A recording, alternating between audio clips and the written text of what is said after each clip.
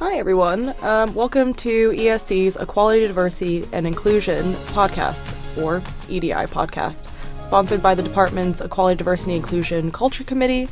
I'm Sophia Quasi. I'm the EDI coordinator for the department, and we will be talking about different types of leave, specifically maternity and paternity leave. In this episode, we will be talking about paternity leave that was taken by my colleague, Fred Richards. He's a lecturer in the department, and we'll find out more about his experience of becoming a new parent and what's that has been like, and what it was like coming back to work. So finding out that you're becoming a parent is exciting news, but navigating the different policies and procedures within the workplace can be a bit daunting. So the aim of this two-part series is to have conversations with colleagues who have gone through this and demystify the process, as well as highlight the support available to the staff within the department and wider college. So we're just going to jump straight into it. So firstly, what was it like? What was your experience like being a new father? How do you feel? What kind of like feelings and emotions, if you want to talk about it? Yeah, sure. I mean, being a new father is amazing. The kind of experience you have when your kind of kids first start kind of smiling at you, chatting, babbling away is pretty magical. But obviously it's also quite hard work as well, and your life does change completely. So, I mean, in my case, we had twins. So that was, I mean, I guess we had nothing to compare it to, but it was pretty full on. So yeah, lots of not getting very much sleep and having to sort of operate at about sort of 70 to 80% normal brain capacity. But you kind of get used to it. It's amazing what you kind of learn to put up with. And then also, yeah, I mean, it has been amazing though. So all the kind of difficult times are definitely worth it. And yeah, it's just an amazing experience. Your life is so much more full, and it's kind of nice to have other people to kind of look after and feel responsible for. I've really enjoyed it. That's great to hear. So, to start off, how long did you take paternity leave for? And did you take paternity leave, or did you explore shared parental leave at all? So I just took the 2 weeks paternity leave. I did discuss shared parental leave with my wife. She wasn't that keen on it because I think she wasn't sure that I was going to be able to look after two twins on my own without her there to help. I hope that I have pleasantly surprised her by how kind of on it I am. But in the end, she decided that she had sort of good enough maternity leave cover that she wanted to take the whole year out herself. And so we didn't do shared parental leave. But I have had colleagues who've taken that route and have really enjoyed it and said it's fantastic. So yeah, in my case, it was just paternity leave. But yeah, I think both options are good ones. Yeah, that's great. And I think it's good to know about the conversation that you have with your partner about that as well, because I think that's part of the process, isn't it? You're figuring it out as a team. Yeah, exactly. I mean, the advantage of shared parental leave, for example, is that most workplaces, it really depends on the policy of the individual companies, but some companies won't give you very generous maternity leave, and so being able to kind of share that, so you're essentially getting sort of an extended paternity leave essentially from one company or place like Imperial, and then the rest from another place. It can help to mean that kind of financially it ends up kind of leaving you slightly better off at the end, because you get a bit of cover for different parts of the year if in total you want you as a collective to take a year off, say, during the sort of the first phase of having kids. But yeah, the paternity leave, it was 2 weeks. It was very short. I can imagine. You feel those 2 weeks just kind of disappear, but I was fairly fortunate in the sense that everything was timed quite nicely, in that we were going into the summer, so we had our kids towards the end of May, and so that meant that things were sort of starting to wind down a bit at college, and so I could kind of get away a bit more, as in the things in my over the summer I tend to focus more on my research, because there's less teaching, less other administrative things I need to deal with. And so I kind of had the advantage of, although it's really important to write lots of research papers and be really productive at all times as an academic, I was able to kind of, those weren't, as long as my PhD students were happy and they were catered for, I could kind of, all this other stuff was, it would be nice to be able to do some of this work, but it was kind of stuff that I could put on the back burner for a little while I focused on supporting my partner and looking after the kids in that kind of very early phase where it's very, very full on, especially when there's two of them. Yeah, and I think you even touched on a point there about like the system in general and some part of the academic career journey and what we should give leniency towards when we're recruiting, because for parents, yeah, the research output's going to be a lot different when you just had kids. So we're going to move on to the next question, which is, what was the process like when you told the department you were going on paternity leave? So actually, it was relatively easy. So I told my manager, who at the time was Gareth Roberts, I said, I'm having a kid in May. And for us, actually, it was relatively easy to sort out because it was like a planned C-section. So we kind of knew what day the birth date was going to be. Although I hadn't really worked out what the process was. So I kind of figured it out by talking to Carl Jackaman, another guy in the department who just had kids, and he was really helpful actually. He kind of said, you should get in touch with HR as quickly as possible because it takes a while for things to filter through the system. So yeah, it's actually a relatively easy process. There's a kind of link on the website to one form that you fill out, and then once the baby's born, you fill out the second part of the form, because essentially once you can't actually take or start your paternity leave until the child is born. Yep. Which is all fine, although I did think finding time in that first couple of weeks to actually get online and submit the second form was pretty hard. But so that was kind of, but I sort of understand why it needs to be from birth. But yeah, it was logistically a bit difficult actually finding time to fill out that form. But apart from finding time in that first week when everything's a bit crazy, it was a relatively easy process. But yeah, my one piece of advice would be do it as early as possible, because I think I only got sort of sign off on the first bit of the form just before birth, even though I think I put the form in maybe like a month and a half beforehand. So I think they just got loads and loads of stuff to get through. So just as early as possible, I think, is good. Yeah, that makes a lot of sense. And you also touched on the reason why we're recording this podcast to begin with, which is you've reached out to other colleagues who are going through something similar to find out the process. And it's very reassuring to hear that it's easy and to have the practical advice of, as soon as you know, try and get it done, because HR forms are usually a process. Exactly. I don't think it's not a complicated process, but it's just it takes time for everything to filter through the system. So it's just a case of just starting it as early as possible, I guess, that process. Great. So when you expressed taking paternity leave and you filled out the form and that was getting confirmed, what kind of support was made available to you in the department after you made them aware that you were going on paternity leave? So I guess I didn't have any sort of specific support, but as in the fact that I was taking a lot of time working from home after paternity leave, and also while I was away on paternity leave, everyone kind of left me alone. I wasn't receiving lots of emails.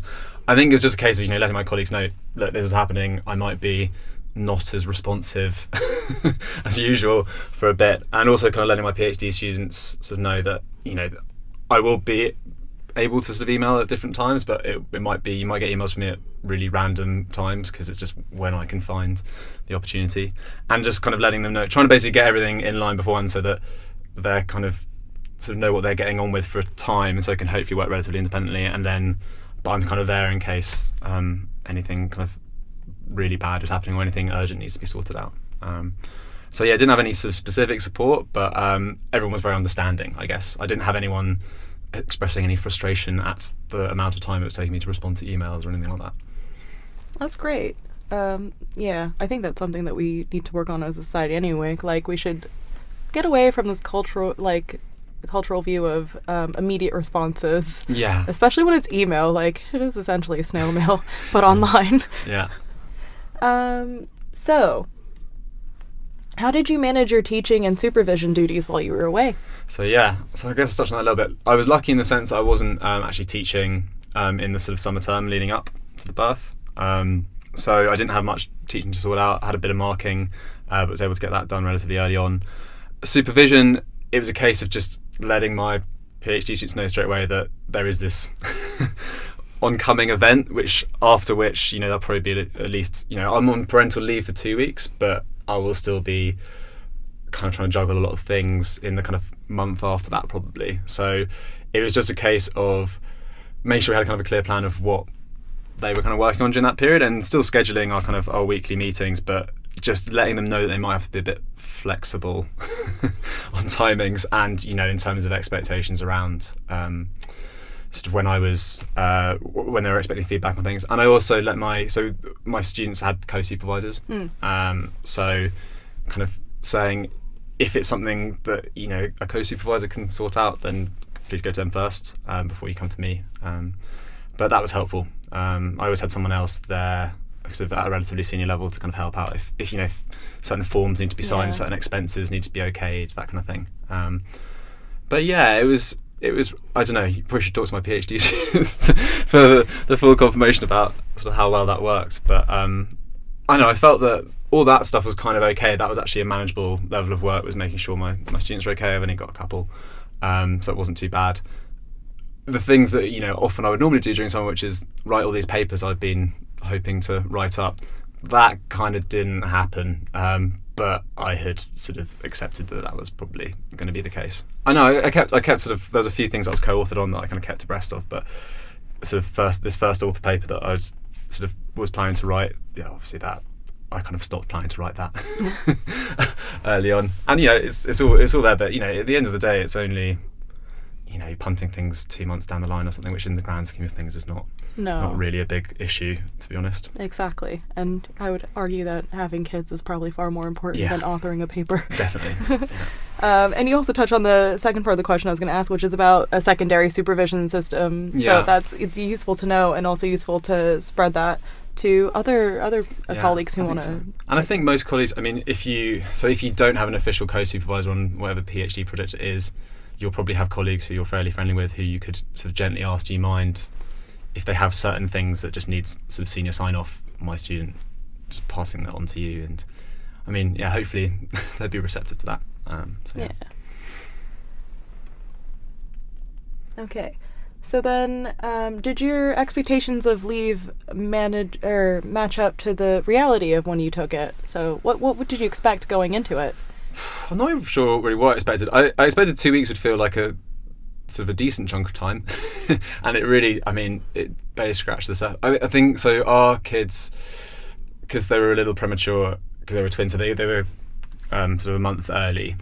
Both of them had sort of slight complications when they came out, which meant they had to be in ICU for a little bit. So we were basically in hospital for a whole week after the birth, and then sort of a week at home. So basically, I'd only managed sort of 6 days out of the hospital before leave ended.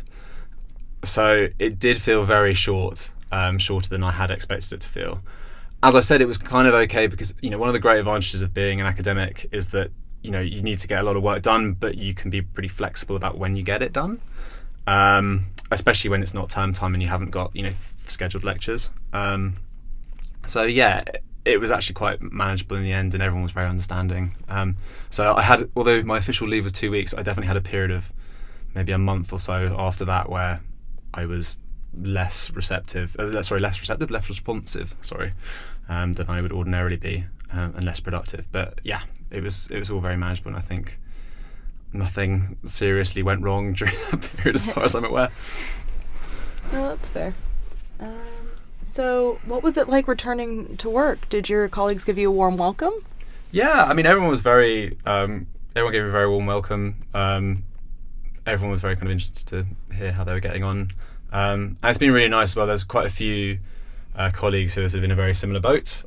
So we've had a lot of chats with them. And for example, Ian Bastow's also got young twins, so we had someone else to kind of another shoulders cry on how difficult it is trying to get any sleep at all when you've got two very small babies. So yeah, no, I felt amazingly welcomed and amazingly supported by everyone actually. But yeah, really nice as well to have certain colleagues in the same situation, and even things like sharing clothes, sharing tips on which baby things to get. That's all been super helpful. Oh, that's so nice to hear.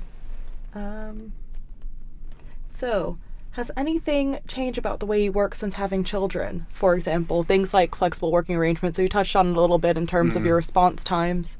Would you like to talk about that? Yeah, I mean, things have changed a lot. So I used to be a bit of a night owl.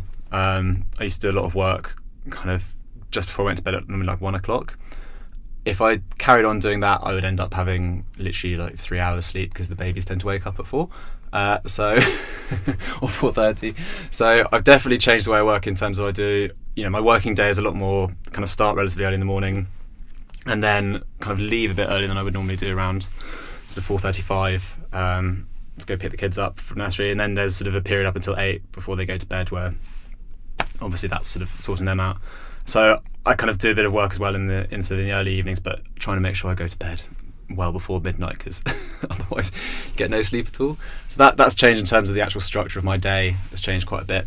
I'd also say I've had to get better at using fragments of time more effectively, because occasionally you just have to sort of drop everything because one of the kids is ill at nursery and you've got to go pick them up, and you have to be ready to kind of scramble and change your plans at the drop of a hat. And also just you kind of get these little fragments of sort of 30 minutes when the babies are sleeping before they kick off again, where you've got to get good at using those small scraps of time, which I traditionally found quite difficult.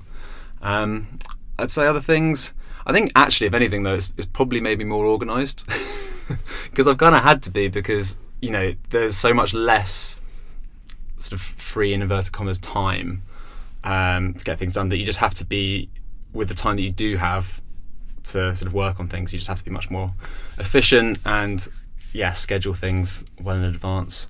So I think it's made me more organised, although again I have to defer to my PhD students to see whether that's actually true or not. So that's changed a bit. I think the other thing you kind of had to get used to is, so you just get less sleep. You just do. And it's quite variable as well. So, one of the kids might be ill for a bit and then you really don't get any sleep. So you just sort of have to get used to operating not quite at 100% capacity.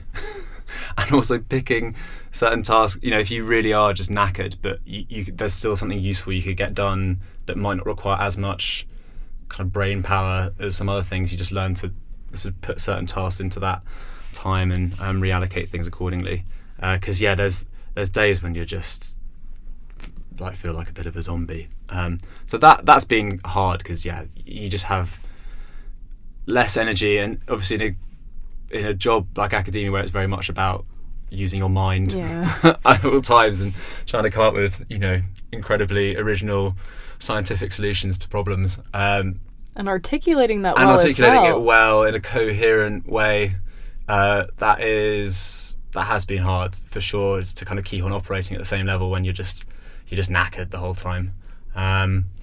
But I feel like it's kind of amazing what you get used to. So nowadays, if I have 5 hours sleep, I'm feeling great the next morning.